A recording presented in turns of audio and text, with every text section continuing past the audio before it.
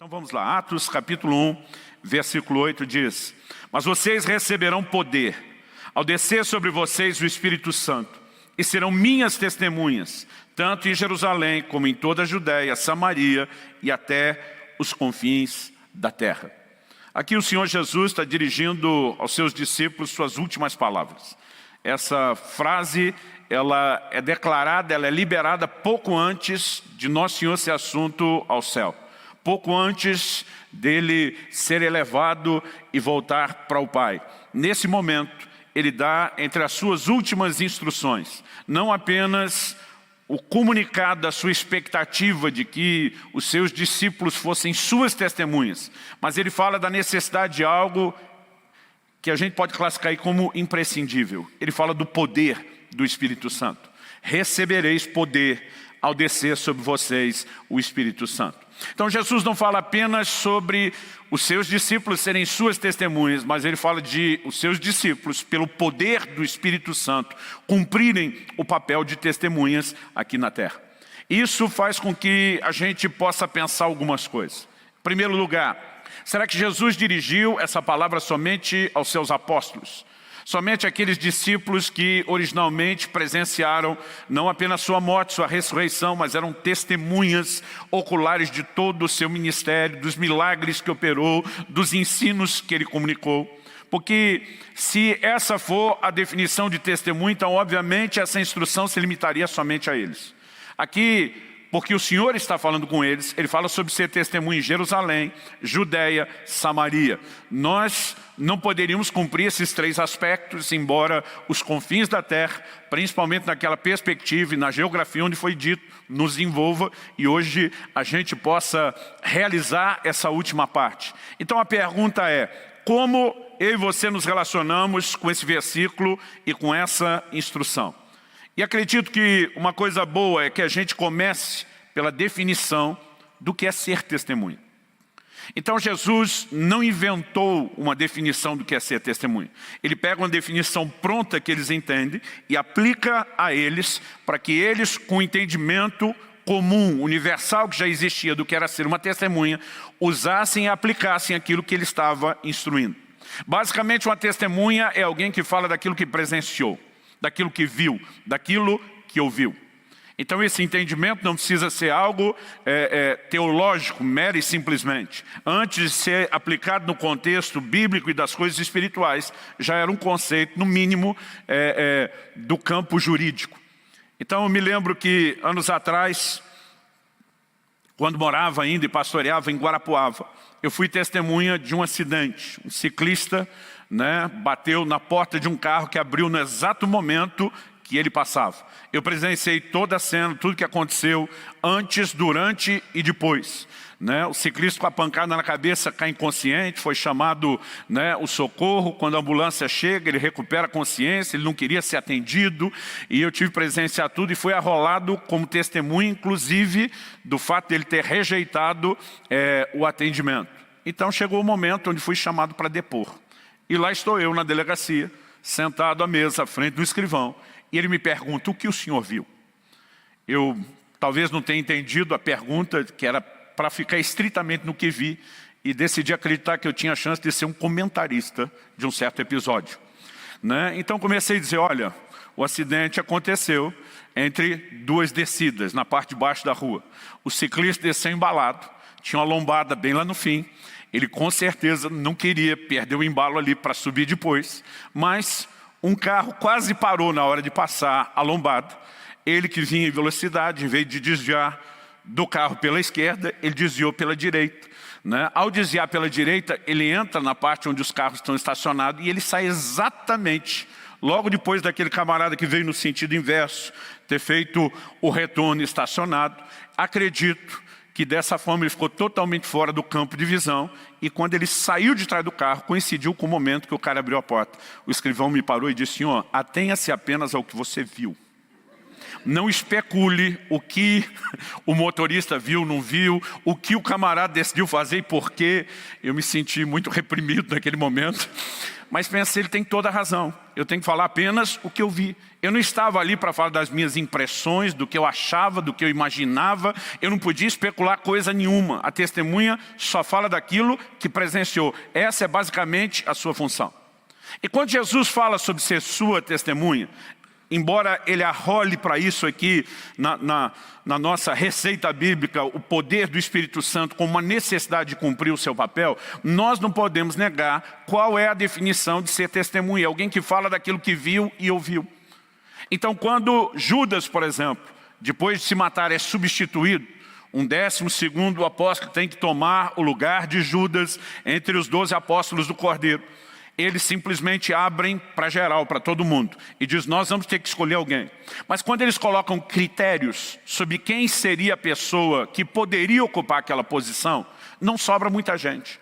Apenas 2 homens vão para aquele momento final de eliminatória de quem pode ser escolhido como substituto de Judas ou não. E um dos critérios que eles colocaram tem que ser alguém que acompanhou Jesus desde o batismo de João até a sua assunção. Por quê? Porque esses apóstolos, os 12 apóstolos, eram testemunhas no sentido literal. Testemunhas oculares, acompanharam todo o ministério de Jesus, ouviram os seus ensinos, presenciaram os seus milagres, acompanharam a morte e a crucificação, mas também tinham as evidências da ressurreição. E agora eles poderiam se levantar para falar de tudo aquilo que eles viram. E esse é o conceito bíblico. Em Atos capítulo 4, verso 20, os apóstolos dizem, nós não podemos deixar de falar das coisas que vimos e ouvimos, porque é isso que uma testemunha faz. Em Atos 22, 15, o apóstolo Paulo está pregando diante do governador romano e ele fala que Jesus apareceu para ele está dando testemunho da sua conversão, e ele fala o seguinte, que quando lhe apareceu, o Senhor diz, você terá que ser testemunha dele diante de todos, anunciando as coisas que você tem visto e ouvido. Então, tanto em Atos 4:20 como aqui em Atos 22:15, nós temos o mesmo conceito de testemunha. Paulo diz que vem compor uma equipe de apóstolos, né?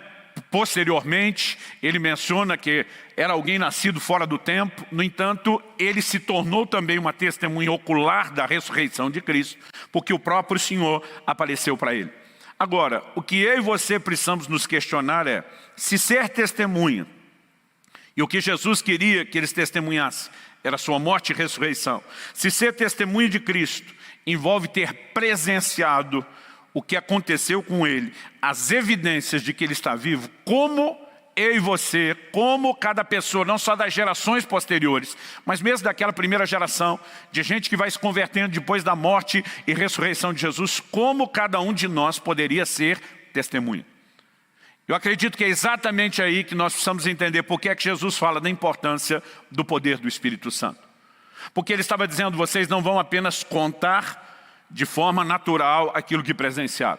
Para isso eu vou turbinar o testemunho de vocês com manifestações do Espírito Santo. E o que eu quero chamar a sua atenção é que nesse sentido de poder testemunhar, de ser alguém que fala daquilo que presenciou, daquilo que viu e ouviu, a ação, a obra do Espírito Santo se faz muito necessária.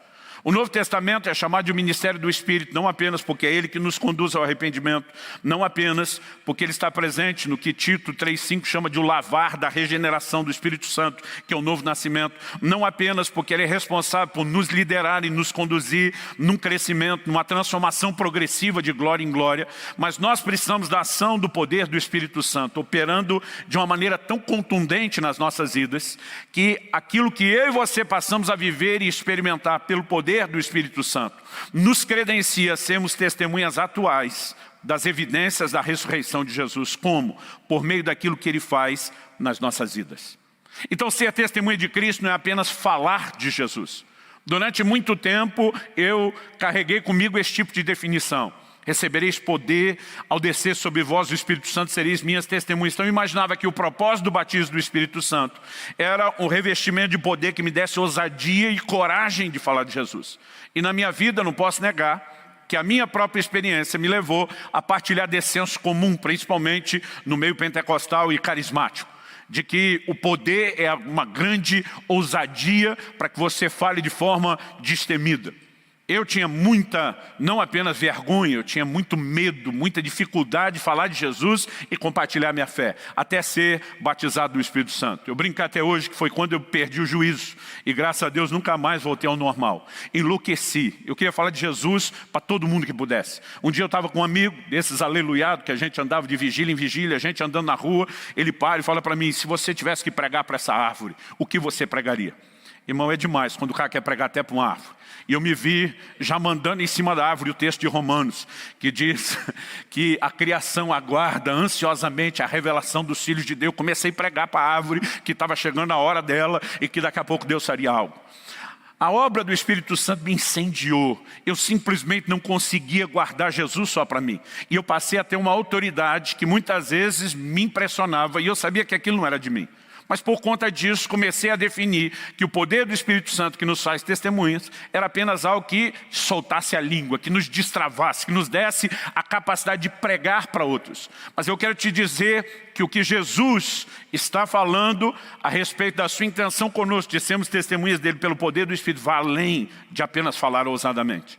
Ele está falando de uma obra que o Espírito Santo quer realizar nas nossas vidas, que inspire os outros, por meio deles poderem ver em nós as evidências da ressurreição de Cristo, de um Cristo vivo, de um Cristo que funciona, de um Cristo que, como diz a Bíblia, é o mesmo ontem, hoje e será para todo sempre. E são essas manifestações na nossa vida que têm o poder de provocar algo na vida das pessoas. O Evangelho não deveria ser pregado apenas como um produto que nós estamos tentando vender sem que quase ninguém queira adquirir. Em 1 de Pedro, no capítulo 3, no versículo 15, a Bíblia diz que nós precisamos estar sempre preparados para responder a todo aquele que pedir a razão da esperança que é em nós. Significa que muitas vezes a pregação começa não apenas com a sua abordagem, mas com o interesse de quem olha para você e diz, por favor, me explica o que é que você tem na sua vida. Eu preciso entender o que é que você tem. E a única razão para alguém fazer essa abordagem não é porque de alguma forma ele conseguiu prever isso por si mesmo, mas porque ele vê na vida de um cristão evidências de algo que começa a mexer com ele. Então eu não estou dizendo que o Evangelho nunca será pregado com a nossa abordagem. Nós temos inúmeros exemplos bíblicos disso. Mas o que a Bíblia está mostrando é que essa não é a única maneira. Muitas vezes a abordagem será por parte do próprio não cristão. Então, para que eu e você sejamos testemunhas de Cristo dentro do conceito bíblico, nós precisamos entender algumas coisas. E eu quero repartir esses princípios em 3 pontos bem distintos. Em primeiro lugar, eu quero trabalhar a ideia de que o poder de Deus deve agir em nós primeiro. Em segundo lugar, eu quero trabalhar com vocês aqui a ideia bíblica que depois de experimentar a ação, a manifestação, o poder de Deus, do Espírito Santo, agindo na nossa vida, nos levando a ter experiências com Deus, nós decidimos contar, compartilhar aquilo que podemos agora nos qualificar como testemunhas, dizendo, eu tenho visto Deus fazer isso na minha vida.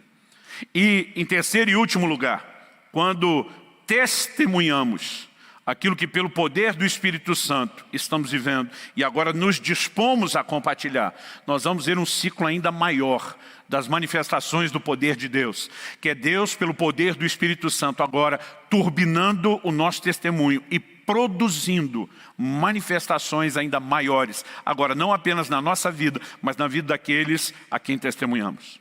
Então eu gostaria que a gente pudesse falar a respeito dessas 3 etapas desse processo de Deus de nos levar a ser suas testemunhas. E no final, eu vou concluir te encorajando como nós podemos experimentar mais da ação desse poder que nos qualifica, que nos credencia a ser suas testemunhas. Então vamos lá, em primeiro lugar, o poder de Deus deve agir em nós primeiro. Para que sejamos essas testemunhas, uma vez que eu e você não vimos nem Jesus crucificado, nem ressuscitado, né? São poucos aqueles, isso ainda acontece nos nossos dias, mas são poucos, muito poucos aqueles que podem dizer, o Senhor apareceu para mim ressuscitado. Então como eu e você poderíamos hoje ser testemunhas? Então nós precisamos das evidências desse Jesus ressuscitado por meio do seu poder que em nós opera. Eu me lembro que alguns anos atrás eu tive a oportunidade de começar um diálogo que rapidamente foi ganhando contornos de debate com alguém que se professava ser um ateu. E naquele momento eu entendi que o que determinaria o rumo daquela conversa não era a capacidade filosófica, né, de raciocínio, de argumentação. Eu simplesmente olho para aquele camarada e primeiro eu brinquei um pouquinho com a convicção dele. Falei, meu amigo, você para ser ateu tem que ter mais fé do que eu. Aliás, você não só tem que ter mais fé do que eu. Você tem um argumento, se não me engano, usado por Watchman Nee, um pregador chinês, que ele começou uma discussão com um ateu e ele falou, olha, para mim, na verdade, eu acho que você é Deus. Ele falou para o ateu. E o cara olhou para ele, que conversa é essa? Ele falou, não, é que o nosso conceito de Deus é de alguém que transcende o tempo e o espaço. E para você garantir que Deus não exista, você deve ter a capacidade de transcender tanto o tempo como o espaço. E o cara olha para ele e diz, como assim? Ele falou, bom, você está dizendo que Deus não existe, mas é porque você não trobou com ele até agora. Agora, como que você pode provar que ele não existe, em vez de apenas supor que ele está escondido de você? Ele diz para isso, porque você pode não ter encontrado ele aqui na China, mas ele pode estar escondido no deserto do Saara, ou na floresta da Amazônia. Então, para isso, você tem que ter vasculhado todos os lugares. Mas não adianta apenas vasculhar todos os lugares da Terra e do cosmos. Porque enquanto você está procurando ele pode estar rodando e fugindo de você ainda. Então, você tem que ter a capacidade de procurá-lo em todos os lugares ao mesmo tempo, para então certificar se que ele realmente não existe. E se você consegue certificar que ele não existe, você transcende o tempo e o espaço. Para mim, você é Deus, eu posso adorar você. E de repente o cara começa a perceber o quão ridículo é a sua presunção de querer afirmar que Deus não existe. Mas isso pode travar a conversa, o diálogo, pode derrubar um pouco da argumentação da pessoa. Mas eu pergunto, necessariamente convence? As pessoas não viverão o que Deus tem por um convencimento natural. Então, depois de brincar um pouquinho com essa questão da argumentação, eu falei, olha, mas você tem que ter uma fé maior do que a minha. Eu não consigo ter esse tipo de fé que você tem. Eu falei, aliás, eu nem posso, porque na minha vida eu tenho evidências da ação de Deus. E ele me olha como assim? Eu falei, então deixa eu te contar umas histórias. Você acredita que uma pessoa pode vivenciar uma cura sobrenatural por intervenção espiritual? Ele falou, não. Eu falei, eu acredito. Mas em vez da gente discutir a lógica, eu quero te dar o nome de alguns médicos e o telefone deles, que podem testemunhar episódios de cura que Deus operou no meu corpo. E eles não são necessariamente gente que partilha a minha fé, mas eles são minhas testemunhas do que Deus fez. E eu posso te dar o número do telefone, o nome deles, e você checa com eles. Mas se aconteceu com você, você deve ser uma exceção. Eu falei, eu vi Deus fazer a mesma coisa no corpo da minha mulher. Eu vi Deus fazer a mesma coisa no meu filho, que o próprio médico, que não partilha da minha fé, por quase 3 anos, chamava esse menino, falava para todo mundo que ele era um milagre. Mas nós temos mais um membro na família, minha filha que nasceu depois, ela também já experimentou intervenções de cura. E ele fica me olhando com a cara e eu falei, para tudo isso, eu te dou testemunhas que você pode checar e conferir.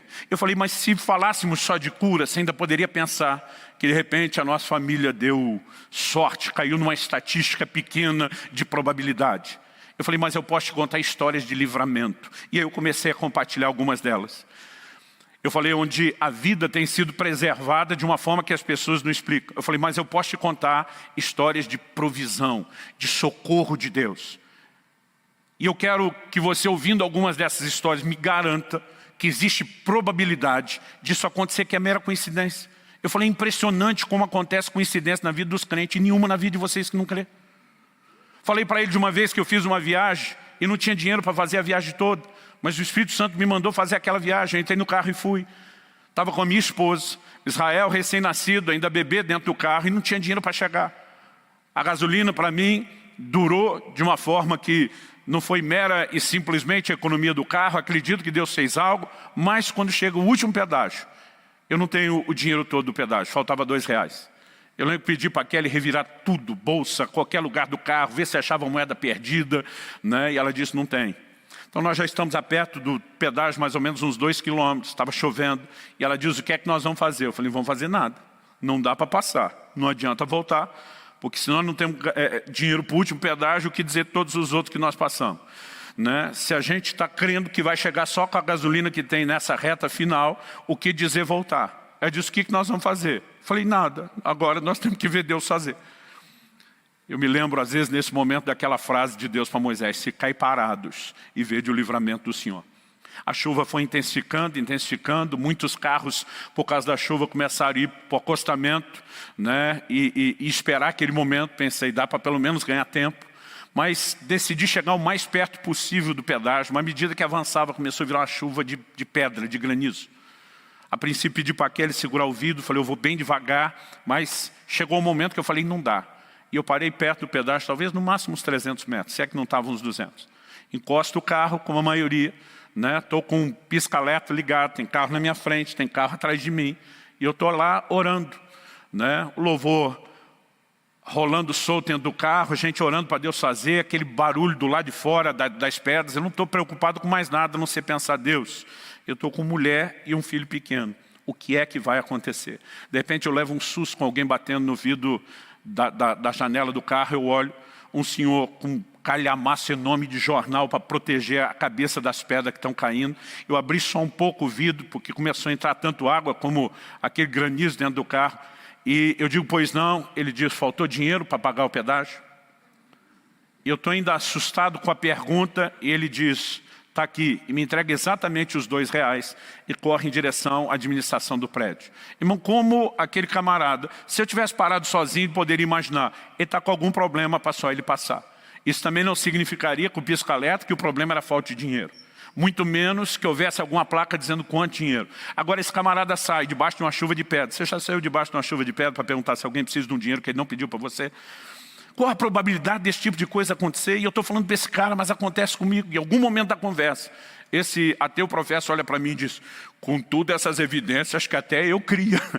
Né? Porque nós precisamos entender que Deus quer nos credenciar como suas testemunhas. Não apenas porque a gente sabe apresentar João 3,16, o plano de salvação, porque a gente está embasado para uma discussão doutrinária, mas porque nós carregamos as evidências da operação do poder de Deus na nossa vida. Quem está entendendo, diga amém. Então quando Jesus disse, vocês precisam do poder do Espírito Santo, não era apenas para turbinar a nossa capacidade de contar o que nós vimos dele, mas era para primeiro produzir em nós essas experiências, essas evidências. Então depois, quando nós decidíssemos contar, porque é isso que nos faz testemunha, primeiro vivenciar as manifestações do poder de Deus, então sim ele turbinaria o nosso testemunho. Mas nós precisamos entender, foi assim com a primeira geração. Isso começou a acontecer, eu nasci e cresci no lar cristão. Mas foi só depois do batismo no Espírito Santo que minha vida cristã começou a ganhar emoções de verdade. Né? Não apenas no sentido de descobrir e relacionar-se com Deus de uma forma mais profunda, mas de viver experiências. As experiências são necessárias. Eu tenho visto muitos pais que criaram os filhos no Evangelho, mas em algum momento percebe esses filhos se distanciando de Deus, porque viveram a sombra da experiência dos pais, em vez de terem as suas próprias experiências. Muitos jovens estão indo para a faculdade perdendo a sua fé, porque chegam lá e não estão prontos nem para um debate racional, mas não têm convicções profundas, porque lhes falta experiências de intervenção de Deus na sua vida. Então nós precisamos ser um povo que promove o tempo todo essa busca com Deus que gera experiência. Eu não acredito que o Evangelho é algo egocêntrico, que eu e você vamos viver centrado apenas em nós, naquilo que Deus tem que fazer por nós, mas viver as manifestações de Deus é importante, não apenas porque nós temos necessidades, mas porque toda vez que Deus opera nessas necessidades, Ele está nos dando o que nós precisamos e que nos qualifica para sermos testemunhas de que Ele é vivo e de que Ele opera e intervém hoje, da mesma forma como sempre fez ao longo da história. Então nós precisamos do poder de Deus agindo em nós. Não podemos admitir uma vida cristã sem as manifestações do poder de Deus, sem uma história de intervenções, de orações respondidas, de milagres, seja qual for a natureza desse tipo de milagres.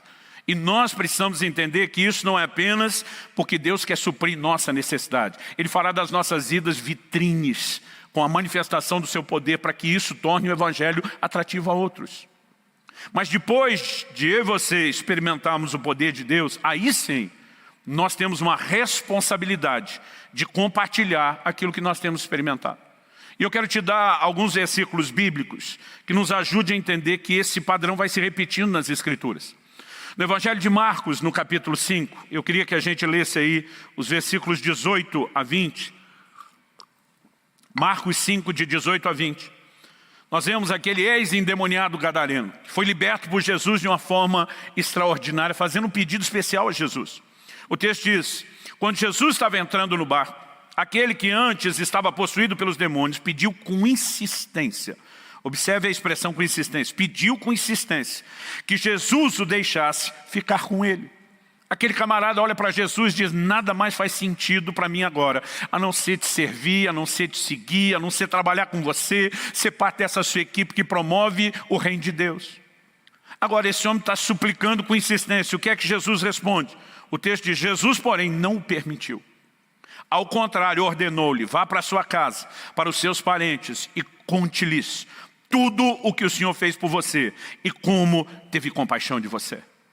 Gente, esse homem não teve ainda nenhum discipulado. Ele não teve uma escola bíblica. Ele não tem curso doutrinário. Mas Jesus está dizendo, eu te envio como testemunha. Por quê? Para ser uma testemunha, ele não precisava de todo o conhecimento doutrinário. Era só contar para os outros o que Deus tinha feito por ele. E nós precisamos entender como isso deveria ser simples na nossa caminhada. Esse camarada diz, eu quero ir com você, Jesus, por todas as cidades. Ele diz, fica no lugar onde todo mundo sabe quem você era e consegue enxergar o que Deus fez por você. Irmão, você acha que a notícia não corria na época? Eles podiam não ter as mídias que nós temos hoje de divulgação, mas a inclinação, a atualização, para não chamar de fofoca, sempre teve presente no ser humano. A notícia corria de boca em boca. A Bíblia fala que Jesus ouve a notícia da queda da torre de Siloé, do que Pilatos havia feito com alguns na hora de oferecer o sacrifício. As conversas rolavam. Aquele homem viveu talvez um dos maiores níveis de endemoniamento da história. Podia ir para uma espécie de Guinness Book das coisas espirituais, com milhares de demônios. A Bíblia diz que não conseguiam prendê-los nem com cadeias, nem com grilhões. Você acha que esse tipo de história não se espalhava? Agora Jesus diz, vai e deixa todo mundo ver o que é que Deus fez na sua vida. Jesus estava dizendo, você vai ter uma utilidade enorme, demonstrando, sendo uma testemunha viva do que Deus faz pelas pessoas ainda hoje. Quando Jesus se encontra com aquela mulher samaritana junto ao poço de Jacó, nós lemos em João capítulo 4, se você quiser me acompanhar, eu vou ler do versículo 28 até o 30 e depois vou ler o 39. Jesus encontra com essa mulher, e algo que eu e você precisamos entender é que a operação dos dons espirituais não deveria estar confinada às paredes dos cultos, das células, dos nossos lugares de reunião. Quando a gente olha para Jesus, nós vemos Jesus se movendo nos dons do Espírito, no sobrenatural, para tocar a vida de gente que ainda não tem experiência com Deus. Em 1 Coríntios 14, 25, Paulo fala, se entrar um incrédulo no meio de vocês, e vocês começarem a profetizar, e os segredos do coração dele forem revelados, ele vai se prostrar com o rosto em terra e reconhecer que Deus está de fato no meio de vós. Nós precisamos viver a operação dos dons. Ela não precisa acontecer no microfone, na condução de uma reunião pública. Mas você consegue imaginar um exército de gente se movendo em Deus e sendo instrumento para tocar a vida de gente que entrou. Aquele camarada sabe que ele não te conhece, que você não conhece ele, mas de repente os segredos do coração estão sendo manifestos. A Bíblia diz, ele vai reconhecer que Deus está de fato no meio de vocês. E Jesus fazia isso. Jesus encontra com essa mulher e logo no início da conversa ele diz para ela, vai, chama o teu marido e vem cá. A mulher responde, não tenho marido. Jesus falou, bem, porque você já teve 5 e esse que agora você tem não é seu marido. A mulher assusta e diz, o Senhor é profeta. Ela, chocada com o que aconteceu, no sentido positivo, ela corre para a cidade. O versículo 28 começa dizendo assim, enquanto a mulher deixou o seu cântaro. Gente, ela foi na fonte pegar água. Qual era o propósito de levar do cântaro? Voltar com água. A mulher largou o cântaro para trás. E a Bíblia diz que ela foi à cidade e disse ao povo, venham comigo e vejam um homem que me disse tudo o que eu já fiz. Essa mulher não chega com uma exposição doutrinária profunda, mas ela chega contando, ele falou tudo o que eu já fiz. Então ela pergunta, não seria ele por acaso Cristo? Havia uma expectativa a respeito da vinda do Messias. E quando Jesus chega e toca aquela mulher de uma forma especial, ela corre a anunciar para geral. Esse camarada está dizendo tudo o que eu fiz. Será que ele não é o Cristo? O texto diz assim, então saíram da cidade e foram até onde Jesus estava. Vou pular para o verso 39. Muitos samaritanos daquela cidade creram em Jesus, por causa do testemunho da mulher que tinha dito, ele me disse tudo o que eu já fiz. De novo, essa mulher, assim como o ex-endemoniado gadareno, não teve nenhum discipulado, não teve nenhuma preparação formal, ela não tinha nenhum conhecimento doutrinário, ela não vai para expor um debate bíblico e nem tampouco filosófico, ela simplesmente chega dizendo, o cara falou tudo o que eu tenho feito, e simplesmente ela se credencia como uma testemunha, porque ela já começou a ter experiência e está falando daquilo que experimentou.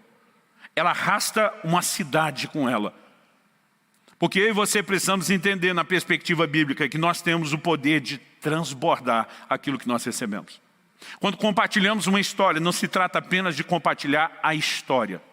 Paulo diz em 2 Coríntios, capítulo 1, versículos 3 e 4, o seguinte: bendito seja o Deus e Pai de nosso Senhor Jesus Cristo, o Pai de misericórdias e Deus de toda consolação. É Ele que nos consola em toda a nossa tribulação, para que, pela consolação que nós mesmos recebemos de Deus, possamos consolar os que estiverem em qualquer espécie de tribulação. Paulo está de novo abordando a perspectiva não egoísta. Ele está dizendo, Deus não me consola apenas porque eu tenho a necessidade, Ele vive para me suprir.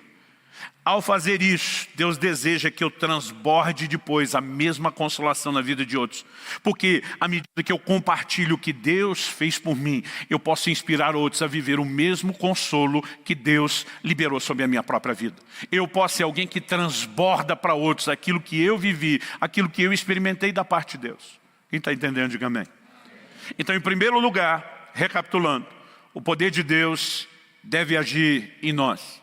Depois, segundo lugar, o que abordamos aqui é que depois, então, de experimentar, nós contamos, compartilhamos. Mas em terceiro e último lugar, para terminar a construção do raciocínio, quando testemunhamos, quando compartilhamos o que já experimentamos, o poder de Deus vai agir de uma forma ainda maior. Então, eu quero que a gente considere alguns textos bíblicos que nos ajudem a entender isso. Marcos, capítulo 16, dos versículos 15 a 20. Assim como Atos 1:8, são palavras de Jesus depois da sua morte e ressurreição e antes de ser assunto ao céu. Disse-lhes, vão por todo o mundo, preguem o evangelho a toda criatura. Quem crê e for batizado será salvo. Quem, porém, não crê, será condenado. E sinais acompanharão aqueles que creem. Em meu nome expulsarão demônios, falarão novas línguas, pegarão em serpentes, e se beberem alguma coisa mortífera, não lhes fará mal. Se impuserem as mãos sobre os enfermos, eles ficarão curados. Agora Jesus está dizendo, vocês vão para ser minhas testemunhas. Mas sabe que quando vocês forem cumprir esse papel, vocês não estão entregues apenas às suas habilidades naturais. O próprio Jesus já tinha dito antes aos seus discípulos, vocês serão levados à presença de reis. Mas naquela hora não se preocupe com o que ou como vocês vão falar, porque não vai ser vocês falando, será o Espírito do vosso Pai falando através de vocês. Ele já vinha dando sinais de que eles não cumpririam o papel de testemunhas apenas naturalmente falando do que viram, mas que nesse momento, ao compartilhar o que eles já haviam presenciado, vivenciado, haveria um respaldo do céu. E aqui Jesus diz, esses sinais seguirão aqueles que creem. Quem são os que creem? É só olhar os versículos anteriores. Vão por todo mundo, prega o evangelho a toda criatura. Quem crê, será salvo. Quem não crê, é condenado. Os sinais seguirão os que creem. Quem são os que creem? Todos os que são salvos, que receberam o evangelho. Cada crente tem o direito de viver o cumprimento dessa promessa. De que quando eu e você partilhamos o evangelho, haverá sinais de Deus se manifestando na nossa vida. Um dia uma pessoa me procura no final do culto e falou, pastor, pelo amor de Deus, ora comigo, impõe as mãos sobre mim, transfere algo sobre mim. Eu falei, o que você quer que transfira? Eu quero viver essas experiências que o Senhor tem com Deus. Eu falei, então para isso você não precisa da minha oração. Para isso você precisa se mexer. Porque Jesus diz, os sinais seguirão, acompanharão. Se você não sai falar de Jesus para ninguém, os sinais também nunca vão se mexer. Agora, quando você sai, os sinais vão atrás de você. Então o que você precisa não é de oração, é cumprir o ID. É saber que é compromisso dele manifestar os sinais. Não depende da imposição de mãos de alguém. Você tem o maior respaldo que poderia ter, a palavra dele, a promessa dele, a garantia dele, de que quando você for testemunhar, ele não deixaria você fazer isso apenas de você mesmo, na sua capacidade e habilidade. Verso 19 e 20, que a gente leu do 15 ao 18, diz assim, de fato, o Senhor Jesus, depois de lhes ter falado, foi recebido no céu, sentou-se à direita de Deus. E aqui o Evangelho não está dizendo, e nunca mais ninguém viu milagre algum, porque Jesus que trouxe os milagres como nunca tinha sido visto foi embora. Não, olha o que diz o verso 20. Eles foram e pregaram por toda parte, cooperando com eles o Senhor e confirmando a palavra por meio de sinais que se seguiam. Gente, eu amo isso, cooperando com eles. A gente deveria imaginar que nós é que estamos cooperando com Deus. Mas o que a Bíblia diz é que Deus estava cooperando com eles. Um auxiliar desse, bicho. Você ter um ajudante desse, Deus não está tentando colocar a ideia de que nós estamos na frente, Ele é mero auxiliar. Mas Ele quer que a gente entenda. À medida que nós obedecemos, Ele não nos deixará sozinho. Ele virá em nosso socorro. Ele vai manifestar o poder dEle. Eu não estou dizendo que você tem que viver todo dia, toda hora e a toda conversa sobre Jesus com alguém, a manifestação dos sinais de forma contínua o tempo todo. No entanto, embora a gente não está batendo nesse extremo, nós também não podemos ficar no outro, de que nunca acontece nada, de que nunca experimentamos coisa nenhuma. Em Atos, no capítulo 4 e no verso 33, a Bíblia diz assim: com grande poder, os apóstolos davam testemunho da ressurreição do Senhor Jesus. Em todos eles havia abundante graça. Além da unção, a Bíblia fala de uma graça, porque a graça também é capacitação sobrenatural. É o favor do céu. Agora, se eles só fossem testemunhas oculares, só precisava chegar e dizer: a gente viu acontecer. A Bíblia fala de Geazi diante do rei de Israel, testemunhando as coisas que ele viu Deus operar em Eliseu. Mas o poder não operava nele nem através dele. Ele era estritamente uma testemunha natural. Os apóstolos não eram testemunhas naturais, eles eram testemunhas sobrenaturais. Porque além de falar daquilo que viram, esse poder agora, quando eles iam para essa fase final de compartilhar o que já experimentaram, agora transbordava na vida de outros. Hebreus capítulo 2, versículos 3 e 4. Diz o seguinte: como escaparemos nós, se não levarmos a sério tão grande salvação? Então a ênfase aqui é a salvação. Aí depois ele continua e diz: esta, a grande salvação, esta tendo sido anunciada inicialmente pelo Senhor, depois nos foi confirmada pelos que ouviram. Também Deus testemunhou juntamente com eles, por meio de sinais, prodígios, vários milagres e distribuição do Espírito Santo, segundo a sua vontade. Eles eram testemunhas, sim, mas não estavam sozinhos. O texto diz: Deus testemunhou juntamente com eles. Nós precisamos nos permitir ser desafiados, encorajados a viver esse nível. Não apenas buscar as experiências com Deus, que nos credenciam a ser testemunhos que digam: Jesus é o mesmo ontem, hoje, será para todo sempre. Não apenas depois decidir não guardar de forma egoísta as experiências só para nós, mas compartilhar. Mas acreditar que quando chegarmos no terceiro nível de agora, então compartilhar aquilo que nós já estamos experimentando, que nós veremos, além desse mero compartilhar, o testemunho de Deus se manifestando em nós. Atos capítulo 8. Versículos 39 e 40 nos fala de algo especial que Filipe viveu. Filipe vê um avivamento na cidade de Samaria. Enquanto ele prega o evangelho lá, sinais, prodígios, milagres, gente sendo liberta de demônios, pessoas sendo curadas. Daqui a pouco os apóstolos vêm com outros sinais, que são as distribuições do Espírito Santo, como nós lemos no texto de Hebreus. Mas de repente, no meio daquele avivamento, Deus dá uma direção para Filipe, em duas etapas. Ele fala tanto por meio de um anjo, como pelo Espírito Santo. E diz para ele: vá para uma estrada deserta. O cara está no meio de um cenário de avivamento. Eu digo: vá para um lugar que não tem ninguém. É no mínimo algo que deveria assustar a cabeça e o raciocínio. Mas Filipe obedece o comando de Deus e vai para aquele lugar que não tem ninguém. Mas o lugar não vai ficar sem ninguém por muito tempo. Daqui a pouco vem uma carruagem. Provavelmente havia uma comitiva, mas a Bíblia destaca um personagem ali. Um etíope que tinha o temor de Deus. Apesar de ser um gentil, tinha ido a Jerusalém para adorar a Deus, o que mostrava, obviamente, que ele tinha conhecimento da Escritura para procurar se mover de acordo com aquilo. A prova é que ele tem consigo uma cópia do livro da lei, ele está lendo uma porção do livro de Isaías. E o Senhor fala com Filipe: junta a carruagem, acompanha. Fica imaginando o preparo físico do camarada, para trotar no ritmo dos cavalos do lado, e o homem está lendo em voz alta. Aliás, deixa eu dizer, sempre foi comum no meio do povo de Deus a leitura das Escrituras em voz alta. E se você não teve essa experiência, deveria fazer isso de vez em quando no seu tempo devocional. Além de ler, à medida que você ouve aquilo que você está falando, isso melhora e muito a sua capacidade de retenção. Esse homem está lendo em voz alta, Filipe ouve o que ele está lendo. Aí Filipe faz a pergunta oportuna: você entende o que está lendo? O cara olha e deixa a bola quicando na frente de Filipe e diz: como entenderei se alguém não me explicar? Filipe diz: o tutorial ambulante chegou. Posso subir? Pode. Agora vamos parar para pensar, gente. Porque a gente leu os episódios antigamente com a mentalidade moderna. Filipe pegou uma carona só de ida. para um lugar que talvez no momento que ele sabe, no momento que ele sobe na carruagem, ele nem sabe para onde está indo. Talvez ele tenha descoberto depois. Porque a carruagem não vinha com esses letreiros de ônibus de itinerário. E se viesse, talvez só pioraria as coisas. Etiópia.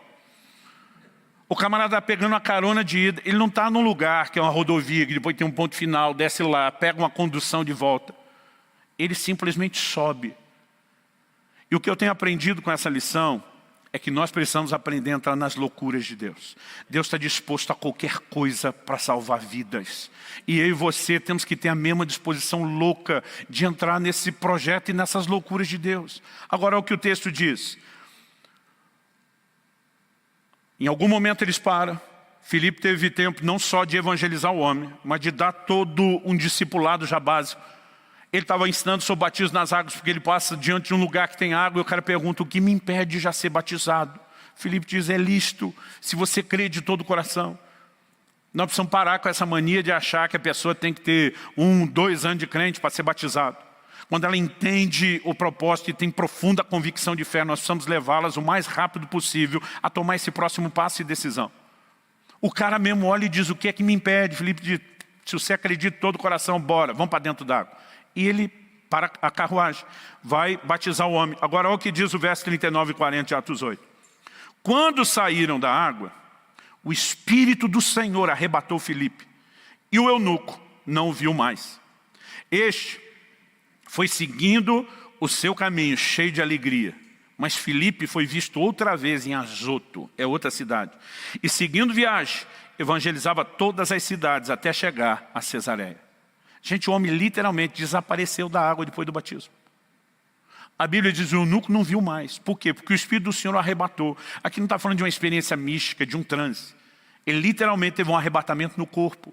Isso tanto é possível que Paulo diz, conheço um homem em Cristo, que foi arrebatado. Ele disse, no corpo, fora do corpo, não sei, Deus o sabe. Naquele momento ele está dizendo, não sei qual foi o nível de experiência, mas ele abre a possibilidade de que um arrebatamento seja algo não só em espírito, mas no corpo. Então Filipe, ao meu entender, é o primeiro, pelo menos no Novo Testamento, a ter voado de Jesus Airlines. Ele simplesmente desaparece, o Senhor o pega, ele vai se achar em outra cidade. Agora, irmão, por quê? Deus estava com dó do Filipe? Não, ele está dizendo, quando você entra na minha loucura, você vai ver a minha loucura por você também, não só para salvar os outros. Se existe um cenário que pode nos proporcionar experiências com Deus, é quando nós nos dispomos a fazer a obra de Deus, é quando nós decidimos ser essas testemunhas. Não é apenas Deus turbinando o nosso testemunho para que toque o coração das pessoas, não é apenas Ele operando mais milagres que ajudem as pessoas, mas nós vamos experimentar coisas extraordinárias. Eu, quando falo dos dons do Espírito Santo, sempre conto uma experiência de uma vez que eu andei mais de 200 quilômetros com um carro sem gasolina. Porque Deus me dirigiu a testemunhar e a falar de Jesus para alguém. Nós podemos viver cada vez mais essas manifestações que nos credenciam como suas testemunhas. Quem está entendendo, diga amém. Então, quando Jesus diz que nós precisaríamos do poder do Espírito Santo para ser suas testemunhas, Ele está dizendo que a maioria de nós, porque não viu, morrendo e ressuscitando, né, a ponto de dizer somos testemunhas oculares, nós podemos viver as evidências de que Ele é o mesmo ontem e hoje para sempre, com as operações dEle nas nossas vidas. Então, em primeiro lugar, nós temos que vivenciar as manifestações do poder de Deus. Eu não acredito que a fé é construída apenas em cima de experiências. Obviamente, ela se constrói em cima de convicção bíblica, mas a mesma convicção bíblica que fortalece a fé mostra que Deus quer nos dar experiência. Porque essas experiências pessoais nos ajudam a entender um Deus de relacionamento pessoal. Um Deus que não é só Deus dos outros, mas que se torna o nosso Deus. E eu quero fazer um apelo especial a vocês, são pais.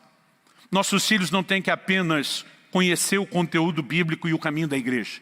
Eles precisam ser provocados a viver experiências com Deus. Quando Israel tinha 6 anos de idade, a Alissa 3, nós morávamos em Irati, estávamos no processo de implantação da primeira comunidade de alcance, que aconteceu lá em Irati. E um dia estou fora pregando, que ele está com as crianças em casa. Ela fala para o Israel tomar banho, já tinha idade de fazer isso sozinho, a Alissa não. Mas ele entra no banheiro, a irmãzinha entra atrás. E diz, Lissa, por favor, o mano vai tomar banho, põe ela para fora. Quando ele vai entrar, ela corre de novo. Ele põe ela para fora, ela corre de novo. Ele vai se enchendo do processo. Ele põe ela cada vez mais rápido para fora, cada vez com menos gentileza. Ela entra cada vez mais rápido. Em um momento ele literalmente empurrou ela e bateu a porta. E nessa de bater a porta, não deu tempo dela voltar a entrar. Mas ela estendeu a mão para tentar. E a porta pega e esmaga o dedo mindinho dela. Se não me engano, a mão direita. Ela me deu informação aqui ontem. O que eu lembro do relato da Kelly é que entre as duas dobras do dedo mindinho, no meio, o dedo foi macetado de um jeito que ele tombou para o lado. Ela tinha 3 anos de idade. Quando Kelly foi para o hospital depois, o médico, de olhar o magoado da carne, quando chegou lá, o dedo dela estava normal, estava no lugar, não tinha dor, a criança não chorava. Mas de ver como feriu a pele, a batida da porta, o médico falou, impossível não estar quebrado, pode fazer o raio-x. Um osso na criança de 3 anos não suporta uma pancada dessa sem quebrar. A Kelly está pensando, isso que o senhor não viu como é que estava. Mas no momento que ela começa a gritar de dor e o Israel percebe o que aconteceu, a Kelly também corre a acudir. Quando a Kelly viu o dedo dela, chegou a sentar no chão. Ela falou, eu não sentei só para estar perto da criança, sentei porque as pernas amoleceram. Ela disse, estou pensando o que é que eu vou fazer. E nessa hora, o Israel, num misto de ousadia, com talvez o sentimento de culpa de ter causado aquilo, ele olha para Alice e diz, Alice, não chora não, o Tato vai orar por você. E ele começa a rodear as duas que estão no chão e dizer, Deus, cura o dedo da minha irmã. Meu pai sempre fala daquilo que o Senhor pode fazer, mas agora eu quero ver você agindo. Eu quero ver você agindo. Ele está orando e de repente o dedo da menina começa a voltar para o lugar. Aquele vê que aquela carne macetada está voltando ao normal. Primeira coisa que ela, pastora Kelly, mulher de Deus, pensou, o dedo está inchando. Ela não achou que era algo sobrenatural. Falou, deve ser uma consequência agora, está inchando e nisso o dedo está voltando ao lugar. Mas a menina de repente diz, não está mais doendo. Ela começa a movimentar a mão normal. E nessa hora Israel já comemorou. Ele diz, yes, meu primeiro milagre. Irmãos, nossos filhos têm que ser provocados a viver as próprias experiências. Essas coisas vão trazendo convicção no coração deles, de que o que nós ensinamos é a verdade de Deus que todo mundo pode experimentar, que todo mundo pode viver. E quando eu falo dos filhos, não quero limitar isso aos filhos naturais. Todos os nossos discípulos têm que ser provocados a acreditar. Nós podemos viver as evidências do sobrenatural. Então, depois que passamos a ter as experiências e começamos a falar delas, agora credenciados como testemunhas, Deus vai turbinar não só a nossa fala, mas vai respaldar a nossa mensagem e vai agir mais. Agora, pastor, como viver esse poder e essa obra do Espírito Santo? Até esse momento, os discípulos, nós podemos dizer, não tinham o que a gente chama de uma segunda experiência da vida cristã. Eu creio que já tinham vivenciado o novo nascimento e receberam o Espírito de Deus habitando dentro de si, como Jesus tinha prometido. Em João 20, depois de ressuscitado, Jesus sopra sobre eles e diz, recebei o Espírito Santo. Enquanto alguns acreditam que isso é só um ato profético do que ainda aconteceria, eu me reservo a discordar. Antes da morte e ressurreição de Jesus, quando ele completasse todo o processo da obra da redenção, as pessoas não nasciam de novo e não podiam ter ainda o Espírito Santo habitando dentro delas. Foi por isso que em João 14, Jesus fala a respeito do Espírito Santo para os próprios apóstolos e diz, vocês o conhecem, porque ele está com vocês, mas ele habitará dentro de vós. Jesus está dizendo, até esse momento ainda não. Quando Jesus sopra sobre eles e diz, recebam o Espírito Santo, eu creio que esse é o momento onde eles podem viver a habitação do Espírito Santo. No entanto, Jesus diz, ainda há um revestimento de poder. Há uma segunda experiência que vocês podem ter. Ela se chama o batismo no Espírito Santo. Eles experimentam isso em Atos 2 e a vida deles é revolucionada. Lembra que eles já viam milagres antes. Mas a maneira como Deus os turbina depois disso é algo extraordinário. No entanto, muitos de nós fazemos da busca do batismo do Espírito Santo quase como se fosse um alvo, quando deveria ser apenas a porta de entrada para o sobrenatural. E nós precisamos entender que vida no Espírito requer manutenção. A Bíblia diz que nós podemos apagar o Espírito, que nós podemos entristecer o Espírito, que nós podemos enciumar o Espírito Santo. E muitas vezes nós deixamos que o nosso relacionamento e comunhão com Ele perca a ênfase. Isso acontece em todo nível de relacionamento. Podemos olhar para amizades e reconhecer, já estivemos mais próximos, já tivemos distanciamento, já tivemos voltas. Podemos falar disso de relacionamentos dentro de casa, não apenas os cônjuges, que às vezes vivem um certo afastamento, esfriamento e depois reaproximação, mas até o relacionamento de pais e filhos. E o ponto a ser explorado não é ficar pensando no distanciamento. é curtir a possibilidade da reaproximação. O Espírito Santo quer instigar o coração de muitos de vocês, não só os que estão presentes, aqueles que nos acompanham agora, a buscar um relacionamento intenso com Ele novamente. A dizer, não importa qual foi a razão pela qual eu não estou vivendo tão perto dessa fonte de poder como antes, eu posso resgatar, eu posso experimentar isso. Eu queria que você ficasse em pé e que nós pudéssemos ter um tempo de oração e clamar pelo enchimento do Espírito Santo. Na Bíblia, esse ato contínuo. Os mesmos apóstolos que em Atos 2 foram revestidos de poder no dia de Pentecostes, já em Atos 4 estão orando de novo e são novamente cheios do Espírito Santo. Mas algo que eu e você precisamos entender é que a gente não precisa apenas de uma experiência, de um derramar soberano do Espírito, como foi no dia de Pentecostes. Nós podemos provocar essas coisas. Aliás, me lembro de um dia que eu pedi a um certo homem de Deus que tinha muita experiência. Falei, olha, ora comigo. Eu também quero ter as experiências com Deus que você tem. Ele olhou para mim e falou, então o que você precisa não é da minha oração. O que você precisa é de você mesmo exercer uma vida de oração. Gente, não tem nada que tenha tamanho poder de nos empurrar para as experiências com Deus como uma vida de oração. Se você ler o livro de Atos, você vai perceber que a maioria das vezes em que nós temos relatos das manifestações do poder de Deus, isso só acontece num contexto de oração. Atos 2, dia de Pentecostes.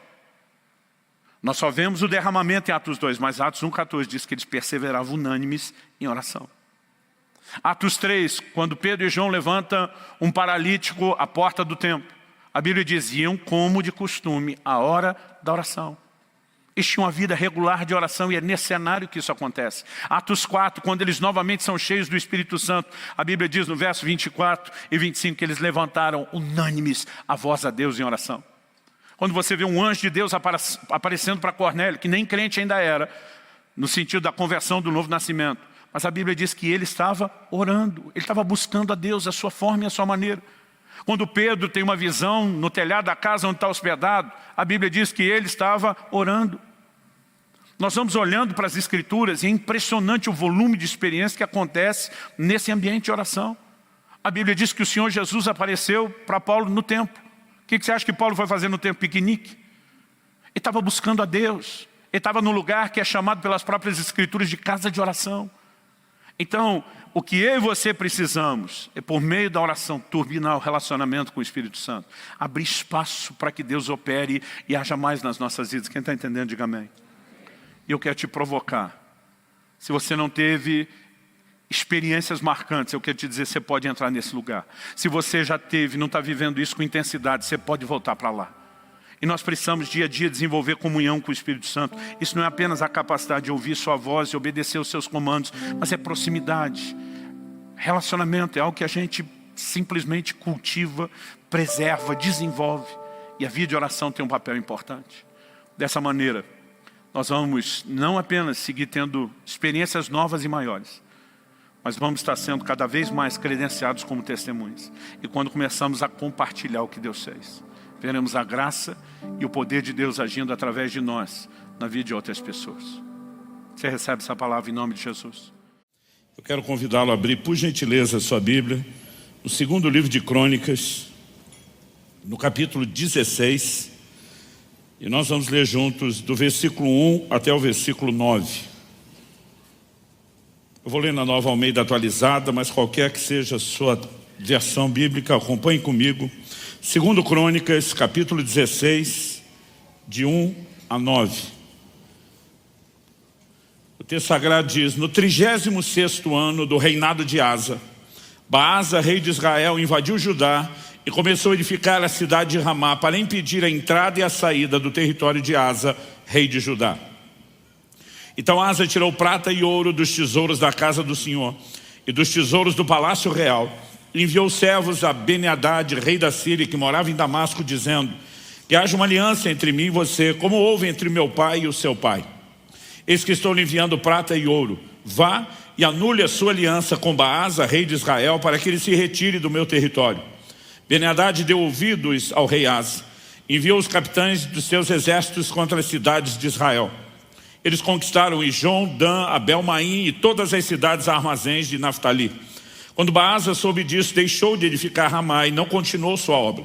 Então o rei Asa reuniu todo o povo de Judá e trouxeram de Ramá as pedras e a madeira que Baasa havia usado para edificá-lo, Com elas Asa edificou Geba e Mispa. Naquele tempo, o vidente Anani foi falar com Asa, rei de Judá, e lhe disse: você confiou no rei da Síria e não confiou no Senhor seu Deus. E por isso, o exército do rei da Síria escapou das suas mãos. Não é verdade que os etíopes e os líbios formavam um grande exército, com muitos carros de guerra e cavaleiros? Mas, porque você confiou no Senhor, Ele os entregou nas suas mãos. Porque quanto ao Senhor, os seus olhos passam por toda a terra, para dar força àqueles cujo coração é totalmente dele. Nisto, você cometeu uma loucura. Por isso, de agora em diante, haverá guerras contra você. Pai, nós oramos que a Tua palavra ilumine os olhos do nosso entendimento, alcance o íntimo do nosso coração, que ela venha carregada, ó Deus, de revelação, de compreensão espiritual, de aplicação prática, agindo de forma sobrenatural pelo Teu Espírito e cumprindo o propósito pelo qual o Senhor a libera. Nós clamamos que de fato haja dentro de cada um de nós aquela capacidade de percepção e análise que vai além daquilo que possa ser classificado como meramente natural. E desde já nós te damos glória, honra e louvor pela certeza do que o Senhor fará em nome de Jesus. Amém. Bom, eu quero tomar esse texto como nosso ponto de partida e fazer isso usando a lente, o prisma que o Novo Testamento nos dá para a leitura de episódios do Antigo Testamento como esse. Romanos capítulo 15, verso 4 diz: tudo quanto foi escrito, para nosso ensino foi escrito, inclusive essa porção das Escrituras. Em 1 Coríntios 10, 11, Paulo falando da história dos israelitas registradas no Antigo Testamento, ele diz que essas coisas foram escritas para nossa advertência, para nosso exemplo. E quando diz para nosso exemplo, não importa se são bons exemplos ou maus exemplos, mas a Bíblia diz para nosso exemplo de quem são chegados os fins dos tempos. Então aqui nós temos mais do que um registro histórico sobre um episódio na vida de um dos reis de Judá. Nós temos mais do que uma menção de um evento cronológico na história de um povo. Nós temos uma lição a ser aprendida. Ou, considerando o quão viva a palavra de Deus é, lições que podem ser extraídas de um mesmo texto, uma vez que a palavra de Deus, ela é o que nós podemos classificar aqui de inesgotável. Mas eu quero chamar a sua atenção para um elemento que eu diria ser o cerne, o centro da mensagem de hoje. A Bíblia nos mostra que o rei Asa foi confrontado por um profeta, chamado de vidente, porque os profetas tinham visões. Essa era a maneira como Deus falava com eles. Números 12, 6, o próprio Deus diz assim: se há profeta no meio de vocês, eu me revelo a ele por meio de sonhos, visões e enigmas. Então, esse homem, Anani, vem confrontar o rei Asa, dizendo: olha, lá atrás, quando você confiou no Senhor, você viu uma intervenção, mas agora, por que é que você escolheu confiar no rei da Síria em vez de confiar em Deus? Ele não apenas o questiona pela escolha feita, ele anuncia quais seriam as consequências e uma distinção que eu e você podemos fazer, olhando para a vida do rei Asa, é que é diferente você olhar para alguém que nunca confiou em Deus, e ele nunca teve experiência nenhuma com a fé. A outra é você olhar para alguém que confiou, viu resultados concretos, inquestionáveis, e agora deixa de confiar em Deus. E basicamente essa é a essência da história aqui narrada, e eu e você de fato precisamos atentar para isso. O versículo 7 que lemos tem o confronto: você confiou no rei da Síria e não confiou no Senhor seu Deus. Lá atrás, no verso 8, quando ele menciona o episódio, que depois nós vamos olhar com um pouquinho mais detalhes, a menção dita é porque você confiou no Senhor. Então, basicamente o questionamento era: você já confiou, você já viu os resultados disso, por que é que deixou de confiar? O tema da minha mensagem hoje é: não perca a confiança. E se não for pedir muito de você, eu gostaria que você falasse isso para um ou dois vizinhos aí ao lado, de preferência 2, para não parecer que você está fazendo acepção de pessoas. Fala para ele: não perca a confiança. Mesmo se você não conhece, sorri, faz cara de paisagem, fala aí para o outro: não perca a confiança. Para que a gente possa entender um pouco melhor essa mensagem bíblica, eu quero começar, em primeiro lugar, construindo o pano de fundo, o que eu vou chamar aqui de o histórico de Asa. Nos dias de Roboão, que era filho de Salomão, portanto neto de Davi, nós temos o início de uma nova fase na narrativa da história dos descendentes de Israel, que é o período chamado ou classificado como reino dividido. Apenas 2 tribos ficam debaixo do governo da linhagem de Davi, que é a tribo de Judá, a qual o próprio Davi pertencia, e Benjamim, os seus vizinhos mais próximos. As outras 10 tribos, das 12 que compunham a nação de Israel, elas se dividem, elas se unem e elas formam um novo reino. Passa a ser chamado de o reino de Israel, né? Reino de Judá e reino de Israel. O que antes era só Israel, agora se subdivide em 2, né? Muitas vezes a maneira de se referir ao reino de Israel, aquele que tinha o maior volume de tribos, era o reino do norte. E a forma de se referir a Judá, o reino do sul. Se a partir desse momento na narrativa bíblica você não atentar para isso, muitas vezes você pode confundir o que está acontecendo. Aqui nós temos um momento específico, onde a nação de Israel, das 10 tribos, está em guerra com a nação de Judá, as outras 2 tribos. O que antes era um só povo, agora um reino dividido, eles estão em guerra. E isso acontece durante o governo, durante o reinado de Asa, que toma uma decisão. Eu preciso resolver o meu problema.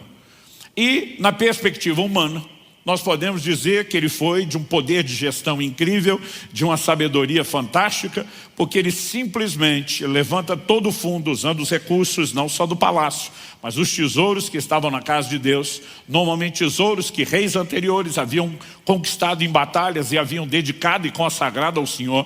E ele manda tudo isso como uma oferta, como um pagamento a Ben-Hadad, rei da Síria, dizendo: rompa a sua aliança com o rei de Israel, alie-se a mim e una-se a mim contra ele.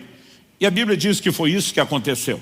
O rei de Israel, de repente, precisa avaliar as coisas e diz: uma coisa é guerrear com o povo, outra é abrir 2 frentes de batalha ao mesmo tempo. Alguém que está ao sul e outro inimigo que está ao norte de mim, e ele simplesmente desiste da empreitada.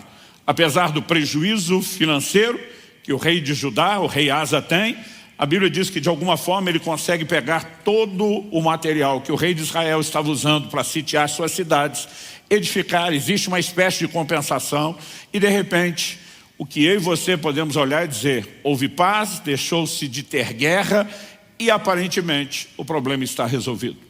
No entanto, quando o profeta Anani chega, ele simplesmente anuncia não apenas a falta de confiança de Asa, mas ele diz: desde agora em diante haverá guerras contra você. E para que você entenda essa declaração, não dá para deixar de considerar tudo o que acontece na vida do rei Asa.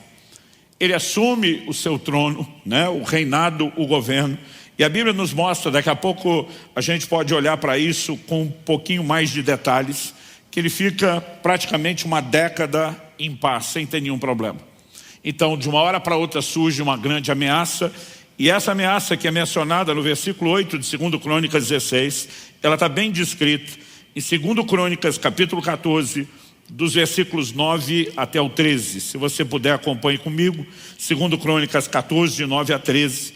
A Bíblia faz menção dessa batalha contra os etíopes, no verso 8 do capítulo 16, mas aqui nós temos os detalhes. Zerá o etíope saiu contra eles com um exército de 1 milhão de homens e 300 carros de guerra, e chegou até Mares. Então Asa saiu contra ele, e eles se prepararam para a batalha no vale de Zefatá, perto de Mares. Asa clamou ao Senhor, seu Deus, e disse: Senhor, além de ti não há quem possa socorrer numa batalha entre o poderoso e o fraco. Ajuda-nos, Senhor nosso Deus, porque em ti confiamos e no teu nome viemos contra essa multidão. Senhor, tu és o nosso Deus, que não prevaleça contra ti o homem. Então o texto diz: o Senhor derrotou os etíopes diante de Asa e diante de Judá, e eles fugiram. Asa e o povo que estava com eles perseguiram até Gerar, e os etíopes foram mortos sem restar nenhum sequer, porque foram destroçados diante do Senhor e diante do seu exército, e eles levaram dali muitos despojos. Bom, a ênfase, como vimos, dada lá no capítulo 16, é de que Asa confiou no Senhor. E aqui no verso 11, nós temos a declaração, no verso 11 do capítulo 14, dele declarando: ajuda-nos, Senhor nosso Deus, porque em ti confiamos. Ele simplesmente está diante de uma batalha que humanamente, naturalmente é impossível. Mas a Bíblia diz que ele clamou ao Senhor, seu Deus. Não é apenas o Deus da nação, era o Deus pessoal de Asa. Aquele com o qual ele tinha um relacionamento pessoal. E ele declara, não há ninguém que possa interferir numa batalha entre o poderoso, e ele está classificando os etíopes com esse adjetivo, o exército poderoso, e o fraco. E aqui a classificação para o seu próprio exército é a do fraco. Mas ele diz, ajuda no Senhor, porque nós confiamos em Ti. Eu acho interessante que ele também termina dizendo, porque em Ti confiamos e no Teu nome viemos contra essa multidão. Em outras palavras, nós não estamos vindo batalhar na força do braço, da carne, nós não estamos olhando para nenhuma possibilidade humana, terrena ou natural, nós estamos usando o Seu nome e a confiança no Senhor. Isso me lembra Davi quando vai ao encontro de Golias. Enquanto os homens de batalha, experientes do exército de Israel, nenhum deles tinha coragem de enfrentar Golias, nem Saul, rei, que era o maior, falando em termos de estatura, ainda que menor que Golias, aquele que talvez humanamente tivesse uma possibilidade de se sair melhor naquele tipo de combate corporal. Enquanto ninguém queria, Davi simplesmente surge e diz, eu vou enfrentar. A turma olha para ele e diz, você não tem experiência de guerra. Tentaram oferecer uma armadura e diz, esse negócio não funciona, eu não estou habituado.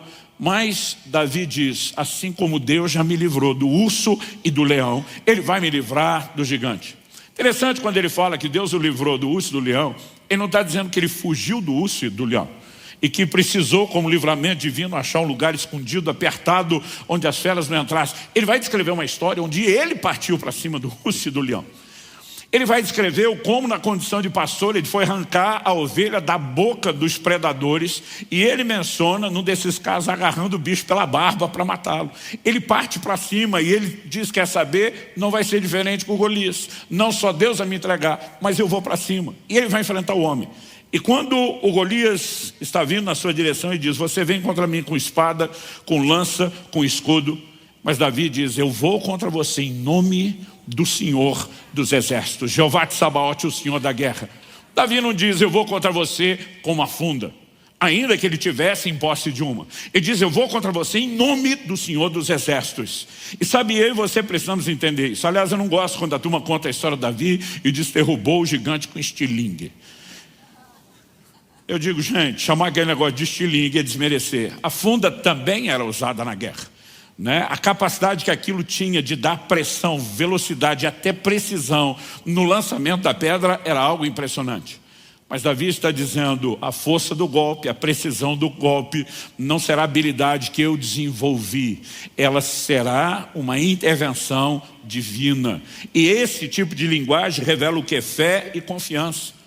E a Bíblia nos mostra que Asa está tratando Deus como seu Deus, está declarando confiança, e o relato bíblico é de que o Senhor derrotou os etíopes diante de Asa e diante de Judá. A Bíblia volta a dizer, eles foram destroçados diante do Senhor e diante do seu exército. Ou seja, o exército de Asa é apenas a ferramenta, é apenas um instrumento. Deus fez algo. E o impacto dessa intervenção divina foi tão grande, que a Bíblia nos mostra que durante 25 anos haveria novamente um período de paz. É muito importante que a gente consiga observar isso. Porque lá na frente, quando o profeta Anani vem, ele diz para ele, você confiou em Deus e viu intervenção. E ele fala de um princípio. Ele fala de uma lei que nós podemos chamar do efeito de causa e consequência. E diz, porque quanto ao Senhor, seus olhos passam por toda a terra. Verso 9 de 2 Crônicas 16, o nosso texto. Quanto ao Senhor, os seus olhos passam por toda a terra para mostrar-se forte para com aqueles cujo coração é totalmente dele. O que significa os olhos do Senhor passam por toda a terra? É uma linguagem figurada, alegórica, para dizer Deus está procurando pessoas cujo coração seja totalmente dele. Traduzindo, gente que se entregue totalmente, que confie plenamente. Ele está dizendo, para com esses Deus vai se mostrar forte. Ou seja, não vai mostrar sua força, o seu poder para todo mundo. E eu posso te garantir, isso é um princípio espiritual. E ainda hoje, a gente pode dizer que os olhos do Senhor estão sobre esse auditório, procurando onde estão aqueles cujo coração será totalmente meu. Porque é para com esses que Deus mostra a sua força. Então nós temos declarações nesse texto inicial que lemos, de causa e consequência. Por exemplo, Quando no verso 7 se fala de ter confiado no rei da Síria e não no Senhor, a mensagem de Anani é: por isso o rei da Síria, ou leias, o exército do rei da Síria escapou das suas mãos. O que é que Deus está dizendo? Ele está dizendo que você arrumou um novo aliado para se livrar de um inimigo. Mas preste atenção, seu novo aliado futuramente será o seu inimigo. E o livramento que você teria o crédito de receber, tanto de um como de outro, se confiasse em mim, acabou de ir embora. Porque você escolheu fazer as coisas da sua forma, resolver você mesmo os seus problemas, e você perdeu completamente o crédito de um livramento que eu teria disponibilizado a você. No entanto, o confronto diz, lá atrás, porque você confiou no Senhor, Ele entregou os etíopes e os líbios nas suas mãos. Então, de novo, porque confiou, Deus deu o livramento. Porque não confiou, agora não terá o livramento. Nós vamos perceber que ao longo de toda a Escritura há uma ênfase na responsabilidade humana. Há uma ênfase na interação necessária entre o homem e Deus para que ele viva as ações e as intervenções do Senhor.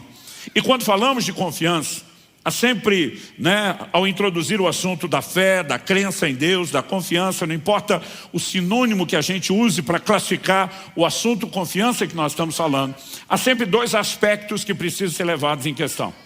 Um deles diz respeito àquilo que é eterno, a consumação plena da nossa salvação com resultados eternos. Então, em 1 de Pedro, no capítulo 1, no verso 9, a Bíblia diz: a fim de que alcanceis, para que alcanceis o fim.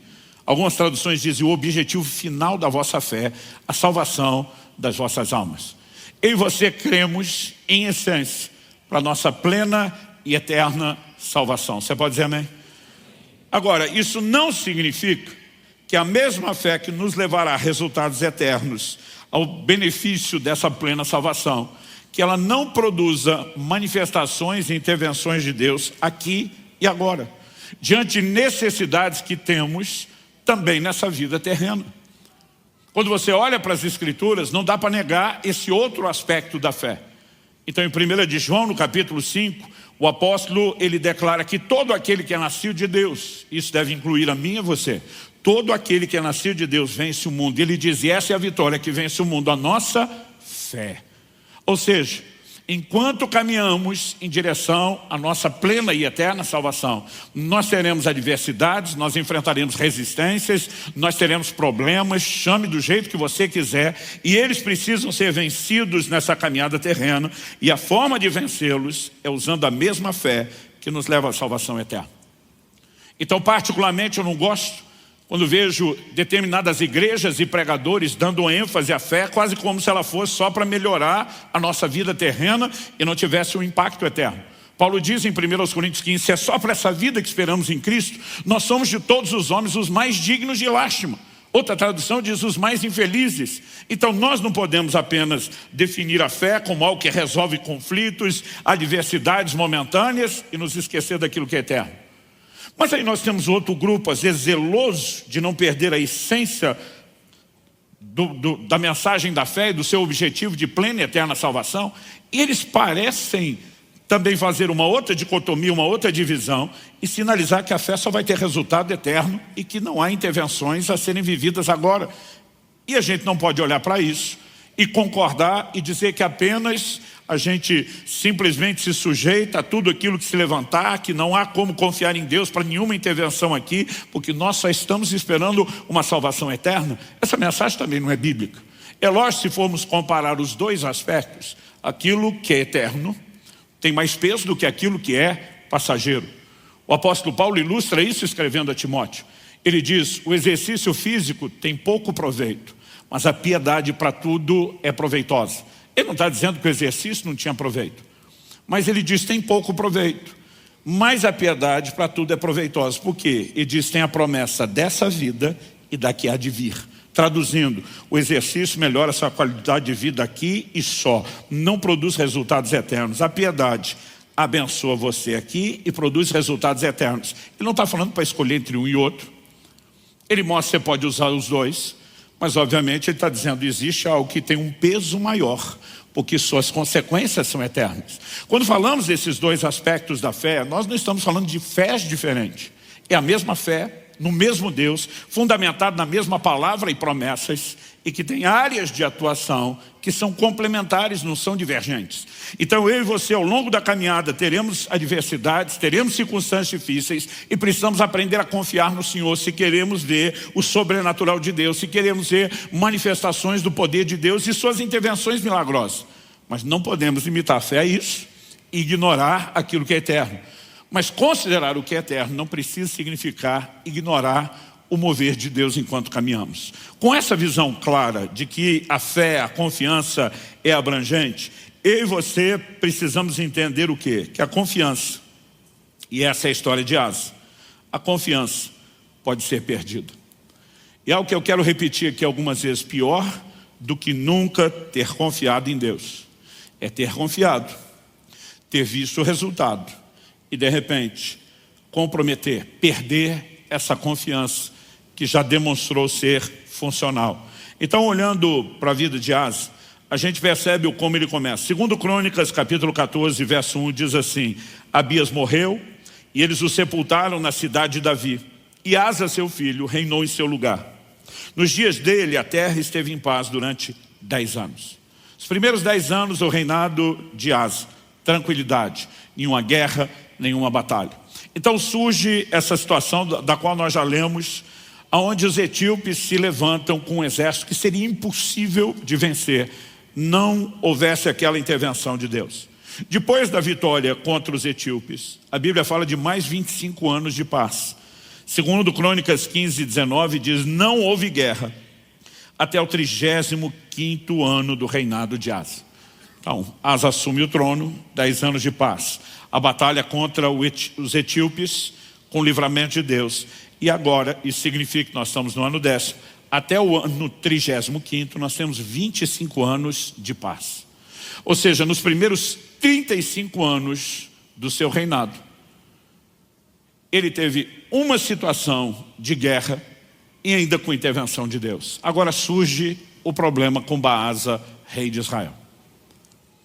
E é nesse momento que surge o problema com Baasa, que nós vemos ele simplesmente não consultando a Deus, não buscando ao Senhor, não orando, né? Ele simplesmente age como quem está comunicando a seguinte mensagem: eu me resolvo, eu me garanto, eu dou meus pulos, eu consigo sair dessa. Quase como quem diz para Deus: dessa vez eu não preciso de você. E é evidente que ele perdeu a sua confiança, em primeiro lugar, pela própria mensagem do profeta que está dizendo: antes você confiou e viu o livramento, agora você escolheu não confiar e os resultados estão aí, porque só se vê a força e o poder de Deus quando o nosso coração é totalmente dele. Mas há outros relatos que mostram que esse homem perdeu a confiança. A gente leu do verso 1 ao 9 de 2 Crônicas 16, e o verso 10 nos mostra qual foi a atitude de Asa com o profeta Anani. A Bíblia diz: porém, Asa se indignou contra o profeta e o lançou na prisão, porque estava enfurecido contra ele por causa disso. Na mesma ocasião, Asa oprimiu alguns do povo. Então a questão não é ser confrontado. A questão é o que você faz com o confronto. É lógico que esses monarcas soberanos, né, eles, pelo nível de poder que tinham, muitas vezes o ego se tornava um tanto quanto exacerbado. Mas você olha para Davi, por exemplo, depois de ter pecado.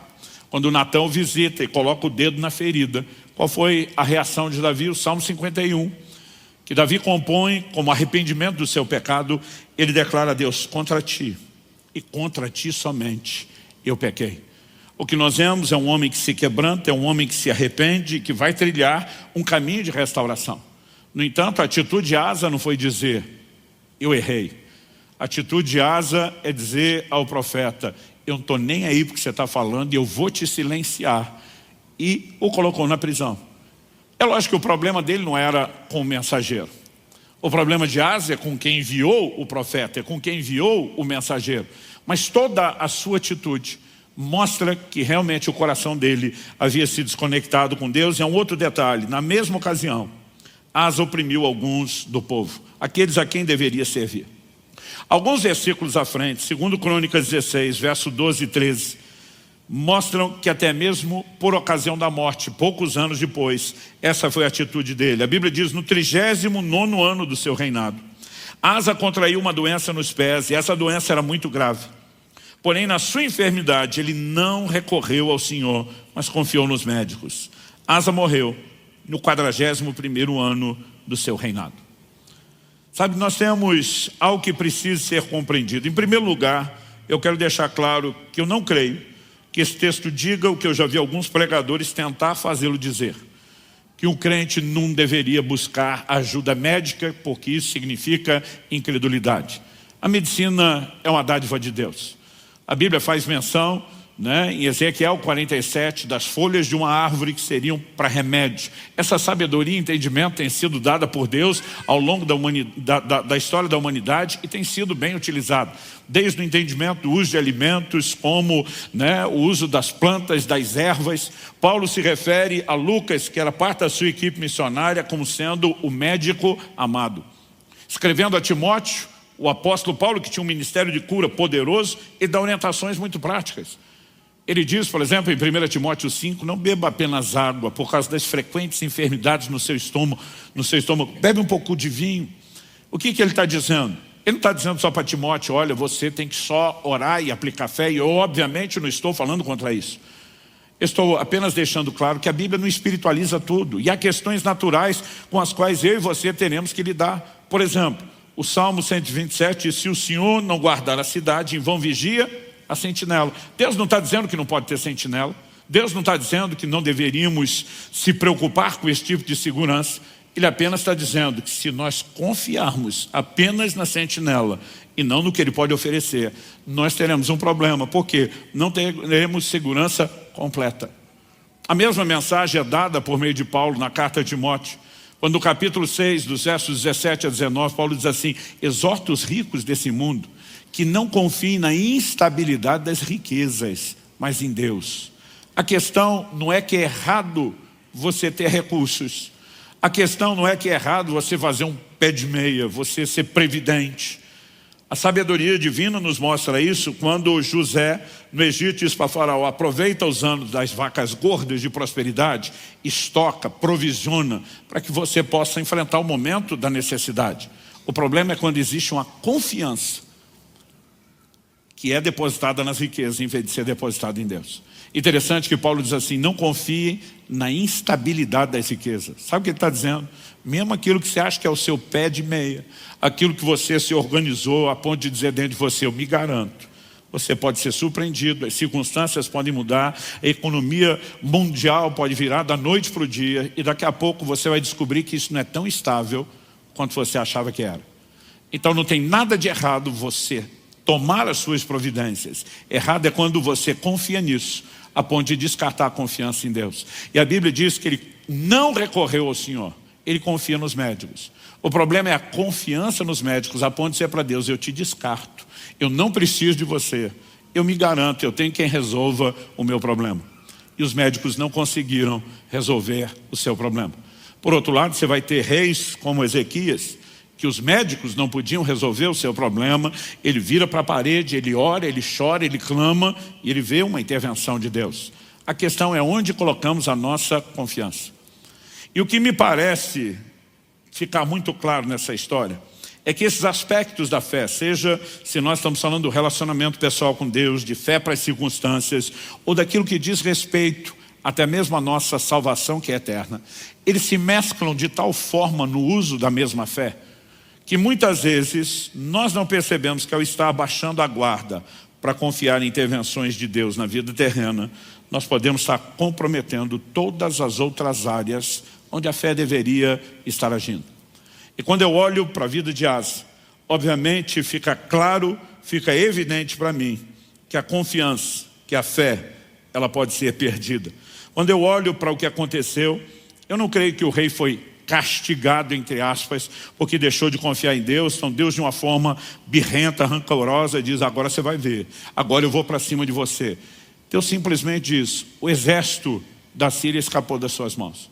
O que você nem imagina, que é os problemas que você ainda terá, você acabou de jogar fora toda a provisão, quando escolheu não confiar. Deus só pode agir nas nossas vidas através da fé. A Bíblia diz que o justo viverá da sua fé, de que aquele que se aproxima de Deus deve crer, que sem fé é impossível agradar a Deus.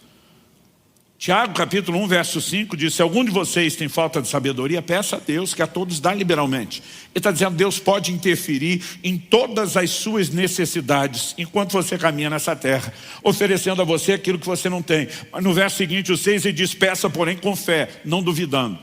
E diz, porque o que duvida é semelhante à onda do mar, que é levada e agitada pelo vento. Ele diz, não pense tal homem que receberá do Senhor coisa alguma. O assunto inicial é sabedoria. Ele diz, mas se não tiver fé, não só não recebe a sabedoria, como não se alcança coisa nenhuma.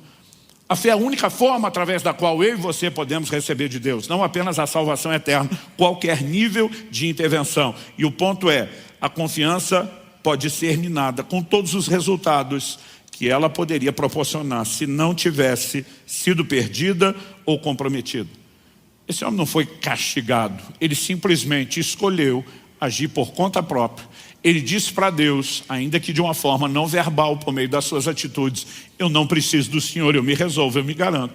Então Deus olha para ele e diz, então você está por conta, ué. A pergunta prática, o questionamento prático a ser feito, é por que razão o rei deixou de confiar? O que aconteceu? A gente consegue ter uma leitura dessa autossuficiência. Alguém que está dizendo para Deus, eu me garanto, eu resolvo meus problemas sem o Senhor. Mas como alguém que lá atrás está dizendo, nós não podemos sem o Senhor, está clamando, está crendo, está vendo aquilo que Deus pode fazer, chega a esse ponto? Obviamente nós não estamos falando de alguém que dormiu crendo e acordou descrendo. Nós temos um tempo de pelo menos 25 anos. Eu já questionei todo tipo de coisa aqui. Será que a falta de problemas, a ausência de guerras, de batalhas, de necessidade, fez com que os músculos da fé desse homem se atrofiassem, em vez de se desenvolver? Tiago, capítulo 1, verso 2, diz, meus irmãos, tende por motivo de grande alegria, não só alegria, grande alegria, o passardes por várias provações, não só provações, mas várias. Quando você considera esses detalhes, a mensagem chega a ser quase assustadora, porque ter alegria na provação já não é fácil. Agora a Bíblia manda ter muita alegria em várias provações. Mas quando você olha o texto bíblico, você percebe a justificativa para que eu e você nos alegremos.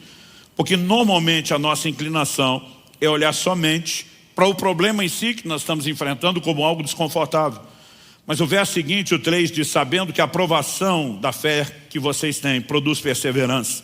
Ora, a perseverança deve ter ação completa, para que vocês sejam perfeitos e íntegros, sem que lhes falte nada. Ele está dizendo, enquanto você está pensando em evitar o desconforto de adversidades, você não percebe que poderia estar comprometendo o seu crescimento. Mas há muitas coisas que precisam ser consideradas. O ponto, enquanto nós vamos considerando algumas dessas coisas a ser avaliado, é que não só, como eu disse em segundo lugar, depois de avaliar o histórico de Asa, a confiança pode ser perdida, mas é o contraponto de que a confiança precisa ser preservada. Então ela pode ser perdida no sentido hipotético, potencial, probabilidade, mas ela deve ser preservada no sentido de um claro policiamento, e essa é uma advertência que a palavra de Deus faz para mim e para você. Hebreus capítulo 10, verso 35 diz, portanto, não percam a confiança de vocês, porque ela tem grande recompensa. Sabe que você poderia repetir esse versículo comigo? Mas antes de pedir para você repetir, já vou pedir, aumenta um pouquinho o volume, antes de você falar, para eu não ter que pedir 2 vezes. Vamos falar isso com vontade, tá bom? Diga comigo, não percam a confiança de vocês, porque ela tem grande recompensa. Só mais uma vez, não percam a confiança, porque ela tem grande recompensa. Agora, por que a Bíblia traria uma advertência? Não estamos falando de um caso único, exclusivo, nem isolado. Isso é recorrente nas Escrituras. Porque a Bíblia falaria sobre não perder a confiança se não fosse possível que isso acontecesse. É evidente que há um risco, que há uma probabilidade, mas eu e você somos responsabilizados a zelar para que isso não aconteça, a proteger a nossa fé e confiança de maneira a não perdê-la. Então o verso 36 a 39, nós lemos o 35 de Hebreus 10, segue dizendo, vocês precisam perseverar, para que havendo feito a vontade de Deus, alcancem a promessa. O que é perseverar? Eu fiz a vontade de Deus, eu já vi intervenções da parte de Deus, Asa também.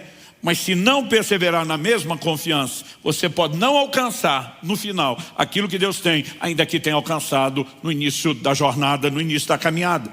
O texto segue dizendo, porque ainda dentro de pouco tempo aquele que vem virá e não irá demorar, mas o meu justo viverá pela fé. Uma referência a Abacuque 2,4. E se retroceder, dele a minha alma não se agradará. Significa que alguém pode retroceder na fé? Claro que sim. Essa é a classificação, o adjetivo dado a quem perde a confiança. E se retroceder dele, a minha alma não se agradará. E o texto termina no 39. Nós, porém, não somos dos que retrocedem para a perdição, mas somos da fé para a preservação da alma. Agora vamos pensar junto. Será que é possível que aquela mesma fé aplicada no mesmo Deus, seja para circunstâncias terrenas ou para o resultado eterno, mas é a mesma fé, aspectos diferentes. Será que é possível que ela seja comprometida num aspecto sem que seja no outro?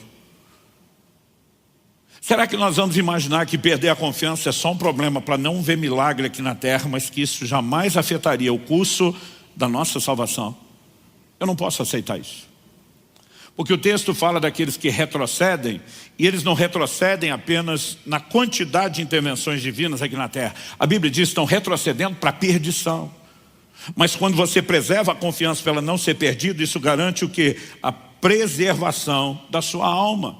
Então é evidente que quando falamos de guardar a fé e confiança, não é só para questões terrenas, é a mesma fé que deve nos levar para resultados eternos. E aí realmente me incomoda e me aborrece profundamente quando eu vejo pregadores, escolas teológicas, eu não estou colocando em xeque se são ou não são homem de Deus, se são ou não são abençoados, se são ou não ministérios úteis e importantes. Mas quando eu percebo que nessa área eles insistem em dizer não existe o menor risco de que alguém perca a salvação e oferecem um falso senso de segurança. Porque a Bíblia diz que a salvação é pela fé. Efésios capítulo 2, verso 8. Pela graça sois salvos mediante a fé. Agora a Bíblia diz que a fé pode ser perdida. Se a fé que me conduz à salvação, que ainda não está completa, a Bíblia diz, desenvolvei a vossa salvação, para que alcanceis o objetivo final da fé, a salvação da vossa alma. Se ela não está completa e eu perco a fé que me leva a esse resultado, como é que o resultado está garantido sem a fé que me leva para lá? O apóstolo Paulo diz em 1 Timóteo capítulo 1, verso 19, que alguns vieram a naufragar na fé. Já usei esse exemplo aqui várias vezes e vou seguir insistindo na mesma metodologia de Paulo, quando escreve aos Filipenses e diz, eu não me canso de repetir as mesmas coisas. O que é a ideia do naufrágio? Alguém entra numa embarcação, num navio atracado num porto para fazer uma jornada. Qual o propósito da jornada, da viagem? Levá-lo a um lugar, a um destino. Então lá o navio vai aportar e quando estiver atracado em segurança, aqueles que embarcaram descem no destino final. A Bíblia compara a nossa jornada rumo ao alvo. Aquilo que Paulo diz em Filipenses, né? Eu prossigo para o alvo. O que é o alvo? O prêmio da soberana vocação de Deus em Cristo Jesus. Compare isso com a jornada da fé. Mas o que era o naufrágio? Quando alguém nessa jornada, o navio ou a embarcação, naufragava, isso significava não apenas que a jornada não era completada, mas que as pessoas se perdiam no processo. Quando aplicamos isso à caminhada de fé, que conclusão chegamos? Paulo está dizendo de uma jornada interrompida de gente que se perdeu no processo e a gente simplesmente nega isso de forma deliberada. O apóstolo Paulo, ele encerra a sua carreira dizendo, eu combati o bom combate, 2 Timóteo 4,7. Combati o bom combate, encerrei a carreira, guardei a fé. Se a fé não pudesse ser perdida, não haveria motivo para ele levantar e orgulhosamente não no sentido mal, dizer, eu guardei, minha confiança nunca se perdeu. Aliás, não haveria nem necessidade de guardar, se a fé não se perde. Então eu e você temos responsabilidade em guardar a fé. E no exercício dessa responsabilidade, a pergunta a ser feita é, como se perde a confiança no meio do processo? E questionar isso não é porque a gente queira perder, é porque conhecendo o processo é mais fácil evitá-lo. Como eu disse no caso de Asa, não foi da noite para o dia. E acredite, com a maioria de nós não é assim.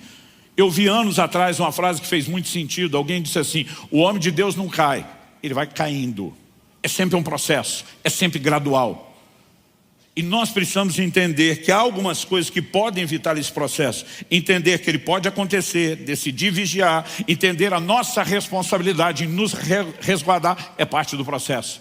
Mas há coisas que eu e você não podemos ignorar no ensino bíblico. E uma delas é conservar o senso de dependência de Deus continuamente. Para que a gente não chegue ao ponto de Asa, de olhar para Deus e dizer, eu te descarto, eu me garanto, eu sou autossuficiente. É possível que alguém chegue a esse ponto? Claro que é. E as advertências bíblicas mostram isso. Em Deuteronômio 8, quando Deus está falando a respeito do momento em que eles entrariam na terra prometida, o Senhor diz assim, mas depois que vocês tiverem comido, depois tiverem fartos, depois tiverem construído casas, depois tiverem prosperado, não se esqueçam do Senhor seu Deus. Quando ele fala de esquecer, ele não está falando de uma amnésia absoluta, que alguém acorda e diz, quem é Deus? Não lembro desse ser e dessa criatura. Não é isso. Assim como quando o Senhor Jesus instituiu a ceia, que nós vamos celebrar daqui a pouco, ele diz, façam isso em memória de mim. O que é em memória? Recordação, ato e lembrança. O Senhor Jesus também não estava acreditando ou insinuando que eu e você acordaríamos uma manhã e a gente não lembraria mais quem é Ele nem o que Ele fez. Ele não está falando de perder a consciência, mas Ele está falando de quando a consciência perde a sua força. Então, é necessário mantê-la viva, é necessário mantê-la acesa. Como fazemos isso? O texto de Deuteronômio 8 que eu citei, diz assim nos versos 17 e 18. Portanto, não pensem, a minha força e o poder do meu braço me conseguiram essas riquezas. Pelo contrário, lembrem-se do Senhor seu Deus, porque é Ele quem lhes dá força para conseguir riquezas, para confirmar sua aliança, que sob juramento prometeu aos pais de vocês, como hoje se vê. Deus está dizendo, quando os resultados chegarem, quando vocês tiverem crescido, quando tiverem prosperado, não se achem. Não olhe para vocês dizendo, meu braço me garantiu. Lembrem que foi o Senhor.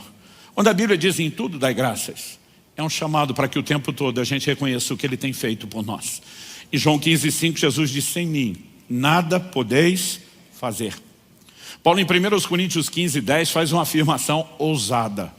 Alguns classificariam de abusada. Ele diz, eu trabalhei mais do que todos os apóstolos. Depois de fazer isso, ele diz, não eu, mas a graça de Deus comigo.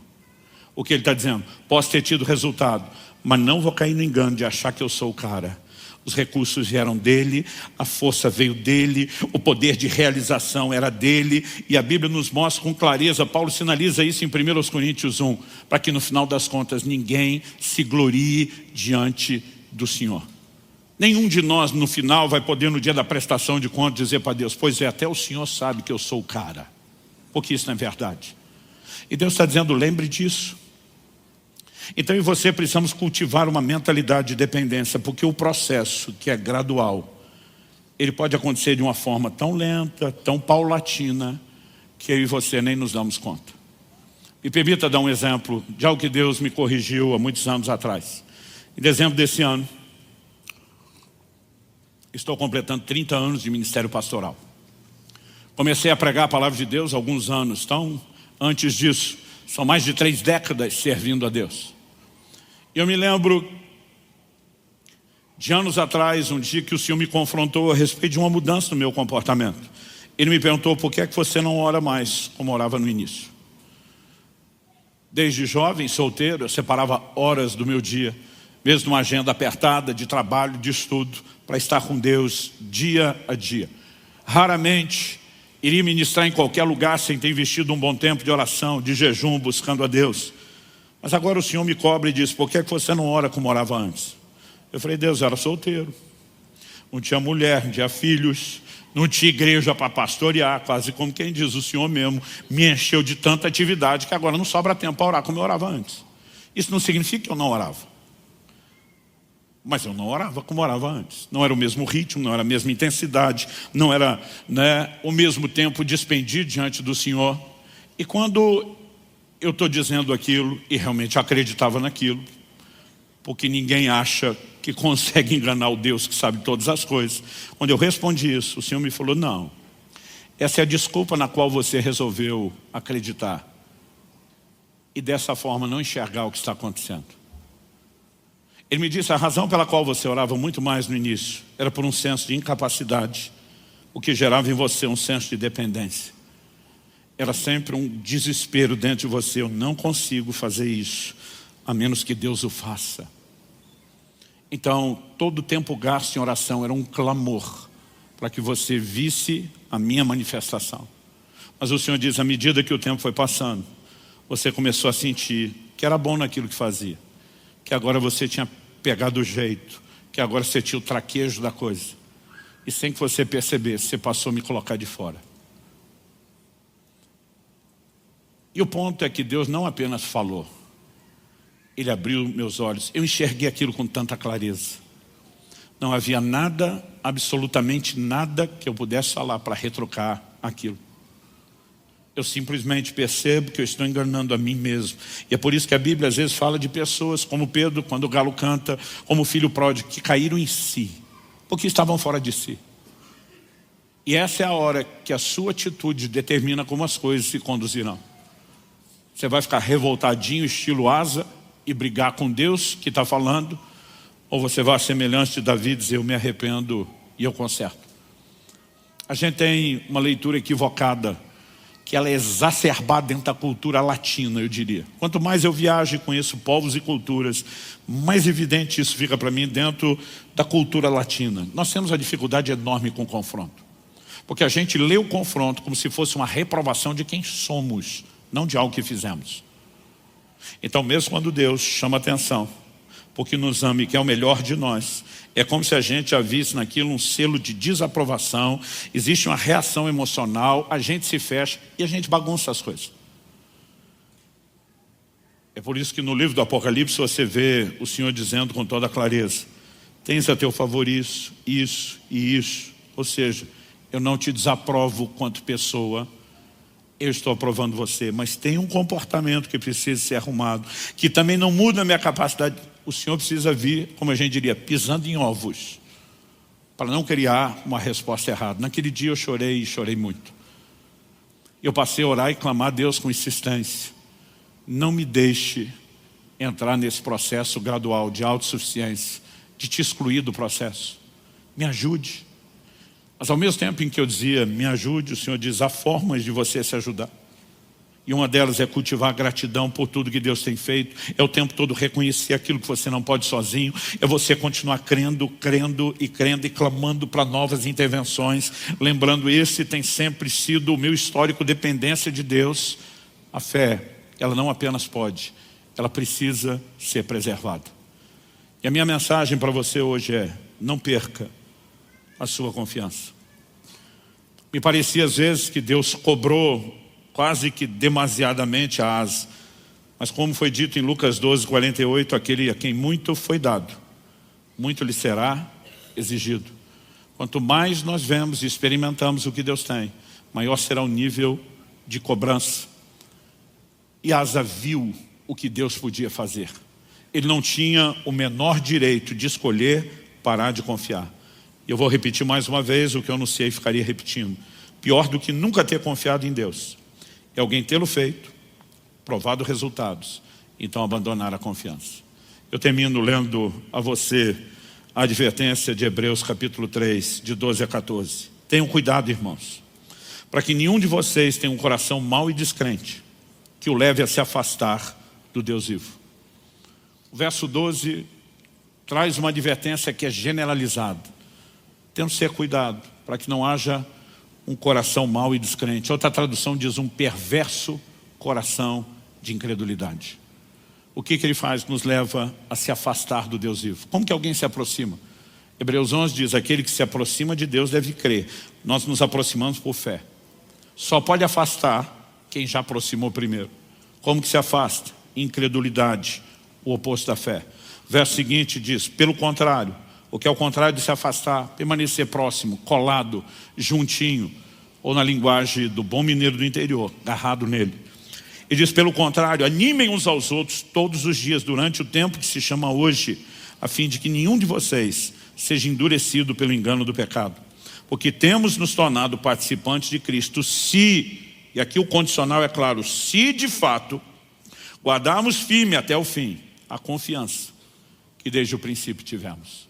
Se ela não for comprometida, então os resultados eternos também serão preservados, e não só as intervenções de Deus na nossa jornada terrena. Que o Senhor nos ajude a perceber o quão sério isso é, abraçar sua mensagem amorosa que valoriza cada um de nós e o relacionamento que Ele quer ter conosco. E que a gente seja cuidadoso no exercício da nossa responsabilidade de permanecer interagindo com Ele em nome de Jesus. Feche seus olhos. Pai, nós oramos que a Tua palavra produza resultados não apenas aqui e agora, mas mesmo depois dessa reunião. Nós oramos que aquilo que o Senhor começou não apenas continue, mas cresça, progrida, se desenvolva e que a Tua palavra, como o Senhor disse por boca do profeta Isaías, cumpra o propósito pelo qual tem sido enviada. Agradecemos a expressão do Seu amor, Sua advertência, Sua instrução, a orientação, a exortação para preservarmos a fé e a confiança. E queremos Te dar a devida resposta, clamando graça e favor sobre cada um, para que a resposta seja não apenas aquilo que diremos, aquilo que sentiremos ou pensaremos apenas nesse momento de culto e de ceia, mas o que faremos com isso logo depois. Nós oramos em nome de Jesus. Amém.